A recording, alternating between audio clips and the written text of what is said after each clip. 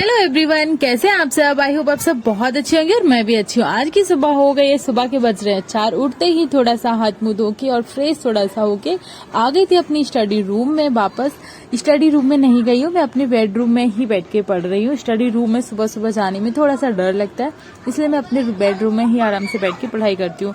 तो सुबह सुबह मैंने उठा लिया है जीएस, और जीएस में सुबह सुबह इसलिए पढ़ती हूँ क्योंकि सुबह मुझे वो चीजें रिवाइज करना अच्छा लगता है, वो चीजें पढ़ना अच्छा लगता है जो मैंने रात को पढ़ी है या फिर पहले कभी पढ़ी है। मतलब रिवीजन ही मैं सुबह करती हूँ, सुबह सुबह रिवीजन करूंगी और उसके बाद घर की क्लीनिंग जो एक हाउस वाइफ का सर्वोपरि काम है वो तो करना ही है। तो सबसे पहले यहाँ पे झाड़ू पोछा क्लीनिंग घर की करने के बाद और नहा धो के तैयार हो चुकी थी, और उसके बाद पहुंचना था किचन में क्योंकि खाना बनाने का भी टाइम हो रहा था और सबको खाना भी खिलाना है। तो सारी चीजें एक हाउस वाइफ को लेके ही चलनी पड़ेंगी, चाहे वो आरपीएफ एसआई की तैयारी करे, कांस्टेबल की तैयारी करे, एसएससी की करे या फिर यूपीपीएससी की तैयारी क्यों ना करे। अगर वो हाउस वाइफ है तो उसके घर के काम तो करने ही होंगे। तो मैं फाइनली आ गई थी अपनी किचन में, और किचन में भी आके मैंने दाल चावल रोटी सब्जी बनाना स्टार्ट कर दिया था।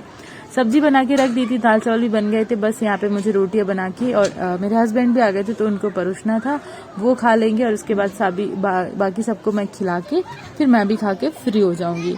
तो अक्सर यही कहा जाता है कि मिले हुए समय को अच्छा बनाएं, अगर अच्छे समय की राह देखेंगे तो पूरा जीवन कम पड़ जाएगा, ये हकीकत है। तो मेरा घर जैसा भी है ठीक ठाक है, बहुत अच्छा नहीं कह सकती हूँ। जो चीजें मेरे पास हैं वो बहुत ज्यादा अच्छी नहीं है, या फिर मैं ये कह सकती हूँ जितना मेरे पास समय है उस हिसाब से शायद किसी का यूपीपीएससी क्लियर हो।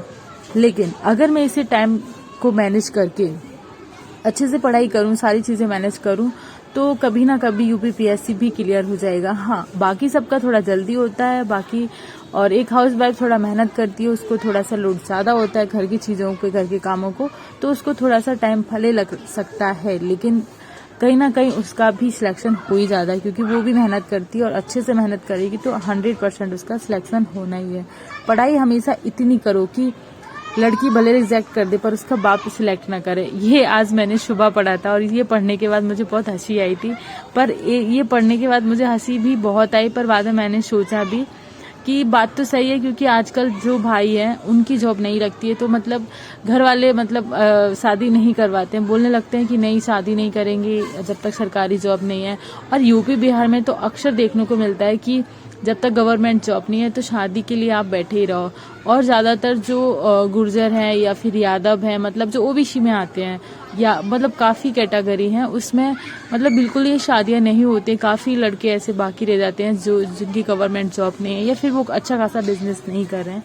तो भाइयों, ये आपके लिए था, इसलिए आप लोग भी बहुत अच्छे से पढ़ाई करो क्योंकि बिना पढ़ाई कुछ भी नहीं मिलने वाला है। लोग आपका मजाक बनाएंगे और लोग आपका मजाक तब तक उड़ाएंगे जब तक आप सफल नहीं हो जाते। तो आपको पहले सफल होना है, उसके बाद ही सारी चीजें करनी है। तो मतलब आज का दिन पूरा ऐसे निकालो कि बहुत अच्छे से। तो यहाँ पे बज चुके थे 12 और मेरा बेटा भी यहाँ पे होमवर्क कर रहा था। मैं भी आ गई थी अपनी सारा काम वाम खत्म करके, मतलब 12 बजे सबको खाना पीना खिला के और किचन की क्लीनिंग करके मैं आ गई थी अपने स्टडी रूम में। तो ऐसे करती हूँ मैं अपना टाइम मैनेज, मतलब 12 बजे तक खाना पीना सब क्लियर करके आराम से यहाँ बैठ के अपनी पढ़ाई कर लेती हूँ, और 5 से 6 बजे तक मेरे पास प्रॉपर 6 घंटे हैं। चाहे मैं सोऊं इस टाइम में, चाहे मैं पढूं, चाहे कुछ भी करूँ, मुझे कोई भी डिस्टर्ब नहीं करता। हाँ, बीच बीच में कुछ खाने के लिए बोला जाता था कि आप ये बना दो, नाश्ता बना दो, कुछ चीजें कर दो, पर अभी सबको पता है कि मेरा एग्जाम है आरपीएफ एसआई का, क्योंकि एग्जाम डेट है 2 दिसंबर से। मैं बता रही थी 5 दिसंबर तक है, नहीं लेकिन डेट बढ़ गई है। 2 दिसंबर से स्टार्ट होंगे एग्जाम और 12 दिसंबर तक चलने वाले हैं। तो एग्जाम सेंटर तभी पता चलेगा एग्जाम के 10 दिन पहले, अभी थोड़ा सा टाइम है। और यहाँ पे मैंने उठा लिया था मैथमेटिक्स, जो सॉल्व पेपर से ओल्ड किरण प्रकाशन की है ये बुक, और इससे मैं करने वाली हूँ बहुत सारी प्रैक्टिस, क्योंकि मुझे हर किसी ने सजेस्ट यही किया है कि आप मैथ की बहुत ज्यादा प्रैक्टिस करो तो आपका मैथ अच्छा हो सकता है, मतलब आप अच्छे मार्क्स ला सकते हो। यहाँ पे मैं अपनी बुक दिखा रही थी तो मेरा बेटा भी अपना नोटबुक दिखाने लगा था, कह रहा था मैं भी इससे पढ़ रहा हूँ गाइस।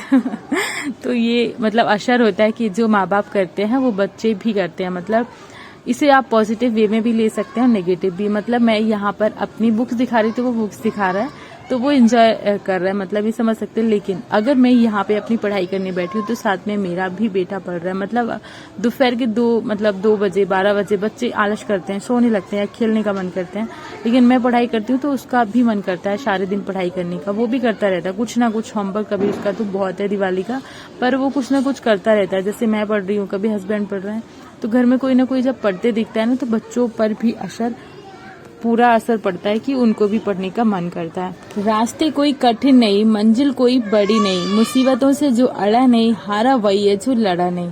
तो भाइयों और बहनों, अड़ो और लड़ो, मतलब अपने लिए और खुद के लिए, क्योंकि आत्मसम्मान आपका और हमारा उसी में है। जब तक हम कहीं ना कहीं सिलेक्शन ना ले लें, भले थोड़ा टाइम लग रहा है और टाइम लग जाने दो, लेकिन एक लास्ट टाइम तक आपको सिलेक्शन लेना ही है। लास्ट टाइम का ये नहीं कि आपकी एज ओवर हो जाए और आप 50-60 साल की उम्र में आपको सिलेक्शन लेना, नहीं। मेरा कहने का मतलब ये है कि आप 1 साल 2 साल 3 साल की मेहनत के बाद भी अगर आपका सिलेक्शन हो रहा है तो कहीं ना कहीं आपने मेहनत करी है। लेकिन आपने मेहनत ही नहीं करी है, ऐसे ही हार मान ली है, तो फिर कोई फायदा ही नहीं है, क्योंकि आपने अपने जीवन में पहले खुद से ही हार गए हो, तो आप बाकी चीज़ों से कैसे हारोगे। आपको पहले बहुत अच्छे से पढ़ना है, उसके बाद अगर सिलेक्शन नहीं हो रहा है तो बहुत सारे ऑप्शन हैं, और हमेशा एक दूसरा ऑप्शन भी लेके चलना चाहिए, क्योंकि बहुत मेहनत के बाद भी कई बार हमारी किस्मत में नहीं होता है कि हम कितना भी पढ़ लें, लेकिन उसके बाद हमारे रिजल्ट नहीं अच्छे आते हैं। लेकिन कई बार ये भी होता है कि हम बहुत कम पढ़े होते हैं और उसके बाद भी जब हम एग्जाम देने जाते हैं तो वही क्वेश्चन फंस जाते हैं जो हमने कभी कभी पढ़े थे, और हमारा सिलेक्शन भी हो जाता है। तो कभी नेगेटिव मत सोचो, हमेशा पॉजिटिव लेके चलो, और हमेशा सोचो कि हाँ इस बार मेरा सिलेक्शन होगा। कभी नेगेटिव मत रहो कि नहीं होगा, कैसे होगा कैसे होगा। हाँ, आप पॉजिटिव सोचोगे तो आपका मन भी लगता है पढ़ाई करने में, और आपको लगता है कि हाँ मैं ये भी पढ़ लूँगा आज। जैसे मैंने आज टारगेट बनाया था 24 पेज का, जो मैंने 2 घंटे में अपने भूगोल के एक रिवीजन करना था, और वो मैंने अपने कंप्लीट कर लिए। मुझे लग रहा था 24 पेज 2 घंटे में कैसे कंप्लीट होंगे, क्योंकि मैंने वो पढ़ा हुआ था। मुझे बस एक अच्छे से स्टार्टिंग से पढ़ना था, जो जो उसमें मेन पॉइंट थे मैंने वही रिवाइज करे। तो मैंने 24 पेज एक बुक के अपनी ज्योग्राफी की जो मैं सामने लेके बैठी हूँ, ये मैंने सिर्फ 2 घंटे में ख़त्म कर दी, मतलब काफ़ी अच्छे से पढ़ा। और अभी लगभग भूगोल की इस वाले बुक में 127 पेज हैं, तो वो मैं सोच रही हूँ धीमे धीमे इसको ख़त्म कर दूँ, क्योंकि अगर मेरा एग्ज़ाम 9 या 10 दिसंबर के लगभग हो रहा है तो फिर मेरे पास 10 दिन और एक्स्ट्रा हो रहा है। अगर 2 तारीख को ही हो गया तो मेरे 10 दिन और कम हो जाएंगे, मतलब 10 दिन पहले ही मेरा एग्ज़ाम हो जाएगा। तो एग्ज़ाम डेट अभी आ गई है, पर सेंटर अभी बाकी है।